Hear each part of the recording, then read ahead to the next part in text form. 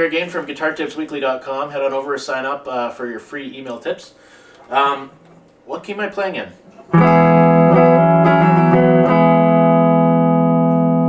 Well, I'm sure you've noticed my fancy little capo. If you saw my earlier capo video, you will see that I had that little twisty, knobby one, right? And it was kind of annoying.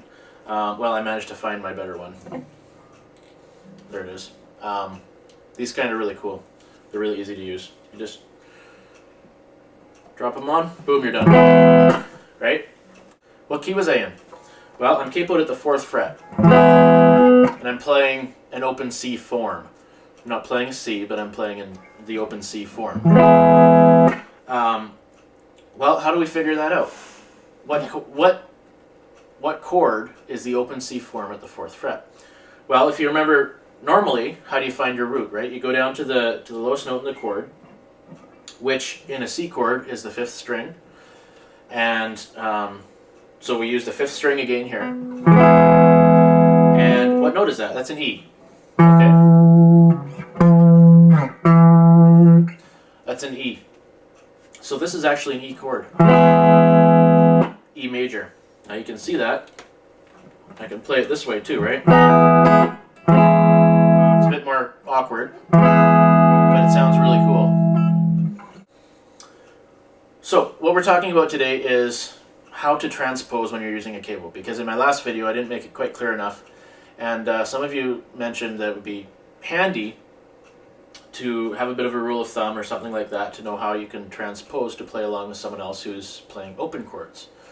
So let's take again the key of E, right? What chords do we have? We have E, A, and B. That's the 1-4-5, right? Head on over to 145.com if you haven't already and check it out. You'll learn a lot about the basic chord theory. E, A, and B, the 1-4-5. What are our minor chords?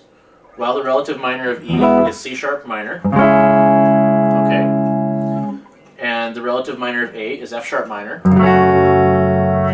And the relative minor of B is G sharp minor. Okay. So those are the chords we're working with now, right? So if we're in the key of E and we want to transpose, how do we figure out what chords we're going to play in the transposed key? In the transposed fingering, I should say, right? Because we want to stay in the same key. Obviously, if you're playing by yourself and you just want to move the key up and keep your open chords, then that's a totally different story, right? Like I can play E, A, and B like that, and then if I capo here, actually, let's just go with G, C, and D. That's a classic example, right? Nice, there's no bar chords in there. I've got a nice song in G, and I want to capo it, right? And I can put that anywhere I want. Let's go back up to the 4th fret. And get a totally different sound by playing the same open forms, right? Now, that's not gonna work if you're playing with other people, right? So that's cool if you're playing by yourself, to just, you know, change the tone of the song, change the pitch. Maybe it's easier for you to sing in. But let's say you're playing with other people, right? The rest of the band is stuck in E. And you want to play something different sounding, but of course you have to stay in the key of E, right? Okay, so where do you go? Well, you could go up 1 fret, but then think about it. Where's your open E going to be? Well, that's going to be really a gong show because you don't really have any open notes that you can work with, right? So the trick when you're using a capo is to think of it in terms of where are your open notes going to be, right? So if you know your bar chords, and your basic bar chord patterns are, you know, the open E major, open E minor, and open A major, and open A minor, right? Now those are your basic patterns that you use for bar chords most of the time. So think about those because your finger acts like a capo, essentially, right? Open A major at the 5th fret. It's the same as capoing at the 5th fret and playing an E, right? Exactly the same. So think about that as you're trying to figure out where you should go. If you're going up the fretboard with your capo, then you need to think in your mind and go down. So, not sure if that makes immediate intuitive sense to you, but say we're in E, right? We've got E, E, A, and B. Let's go up one tone to F sharp, or capoing at the 2nd fret. We've gone up one tone on the guitar, but we want to keep it in the key of E, right? So that means we need to move our chords down a tone, right? So what does E become? E becomes D, right? We've gone down a tone. D, D sharp, E, D. E, D sharp, D. So what does it sound like if we play an open D with capo at the 2nd fret? Well, does that match an E? Actually, I'm not going to undo the capo. We'll just... There's an E bar chord at the 7th fret, right? Yeah, that's an E. Okay, so we've gone down one from E. Let's go down one from A to a G. Is that an A? Yep, that works. Let's go down one from B to A, right? Oops. That works too, right?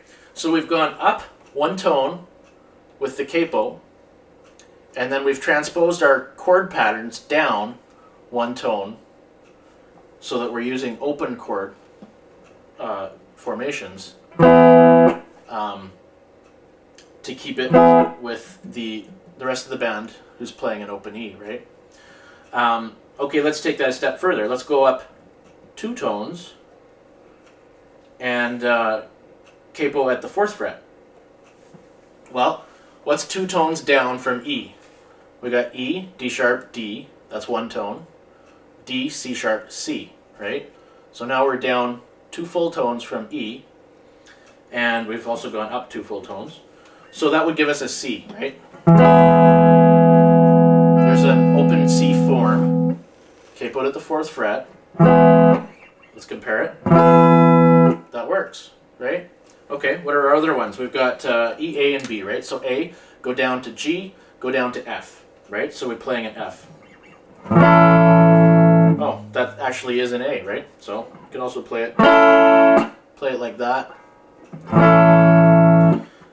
And then what else do we have? We have B, A, and G, right? So now think about it. What's 145 in the key of C?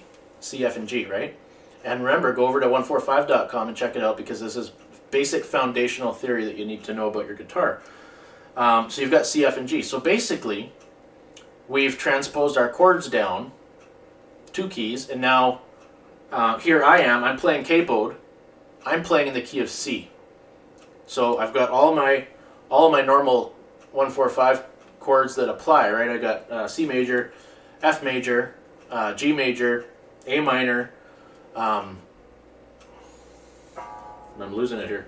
What's D minor, A minor, D minor, and E minor, right? So let's see what that sounds like. We've got C, G, F, A minor, D minor, and E minor, right? So there you have it, a rule of thumb. If you're going up, you got to go down, just to balance it out, right? It's like your starting key is here. If you go up with the capo, you need to go down, transposing the chords that you're playing by the same amount to keep it even in the middle, right? So what else can you do? Let's apply that now. We got to a different key. We've got G, C, and D. Okay. Well, let's go up 1 fret from. Sorry, remember it's always from the open notes, right? From the nut, because that's where it is. We can't go up from the G. So let's go up one whole tone, and now our capo has gone up a tone, so we need to take our other chords down, right? So we were in G, now we want to go down to F, right? So what chords are in F? Well, we've got F, B flat, and C. Okay, that works, but that's not very convenient, right? We're still using bar chords. We haven't gained anything by using the capo. So let's go up one more, a semitone, right? And now we get as if we're playing in in open E, right? So what have we done? We've gone down 3 semitones from G. So that's G, F, F sharp, F, E, right? So that's 3 semitones. So now we're using our open E chords, because we've gone up 3 semitones with the capo. So there we are with open E chords, right? The open E chord formations. All right, so I hope that made sense to you. Basically, if you're going up on with the capo, you got to transpose your keys down by the same amount that you move. It's about that simple, right? So have fun with that. If you got any other capo tips for other people to know, head on over to GuitarTipsWeekly.com and leave a comment under the lesson. Love to hear from you. Have a great day, and we'll see you next time.